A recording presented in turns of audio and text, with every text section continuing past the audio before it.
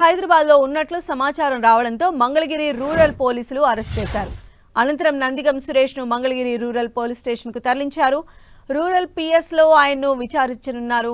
TDP కార్యాలయంపై దాడి కేసులో నందిగం సురేష్ పైన కేసు నమోదైంది. ఈ కేసులో సురేష్ పెట్టుకున్న ముందస్తు బెయిల్ పిటిషన్ను కోర్టు కొట్టివేసింది. దీంతో ఆయన అజ్ఞాతంలోకి వెళ్లిపోయారు. నిన్న సాయంత్రం నందిగం సురేష్ ఇంటికి వెళ్లిన పోలీసులు ఆయన మియాపూర్లో ఉన్నారని పక్కా సమాచారాన్ని సేకరించారు. తర్వాత మియాపూర్ వెళ్లి అరెస్టు చేశారు.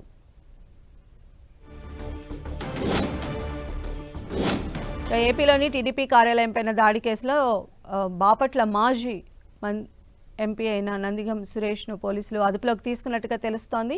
మరిన్ని అప్డేట్స్ కూడా తెలుసుకుందాం. మా ప్రతినిధి జయరాజ్ మనకు అందుబాటులో ఉన్నారు. జయరాజ్. సంధ్య, బాపట్ల వైసీపీ మాజీ ఎంపీ నందిగం సురేష్ ని గుంటూరు పోలీసులు అరెస్ట్ చేశారు. హైదరాబాద్ లో ఆయన అరెస్ట్ చేసి కొద్దిసేపటి క్రితమే మంగళగిరి పోలీస్ స్టేషన్ దగ్గర తీసుకొచ్చారు. ఆయన ప్రస్తుతం పోలీసులు విచారిస్తా ఉన్నారు.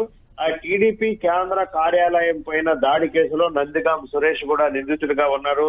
దీనికి సంబంధించి వైసీపీ నాయకులు ఎవరైతే ఉన్నారో వారందరూ కూడా హైకోర్టును ఆశ్రయించారు. వారికి ముందస్తు బెయిల్ ఇవ్వాలని చెప్పేసి హైకోర్టును ఆశ్రయించడం, హైకోర్టు నిన్న ముందస్తు బెయిల్ ని తిరస్కరించినటువంటి నేపథ్యంలో పోలీసులు రంగంలో దిగారు. మొత్తం ఈ నాయకులు ఎవరైతే ఉన్నారో వారందరిపైన ఇప్పటికే నిఘా పెట్టి ఉంచినటువంటి నేపథ్యంలో నందిగం సురేష్ సొంత గ్రామమైన ఉద్దండరాయపాలెంకి నిన్న హైకోర్టు బెయిల్ రద్దు చేసినటువంటి నేపథ్యంలో నందిగం సురేష్ ఇంటికి ఉద్దండరాయపాలెంకి వెళ్లారు. అయితే అప్పటికే నందిగం సురేష్ అజ్ఞాతంలోకి వెళ్లారని చెప్పి పోలీసులకు సమాచారం అందినటువంటి నేపథ్యంలో ఆయన కోసం పోలీసులు గాలింపు చర్యలు చేపట్టారు.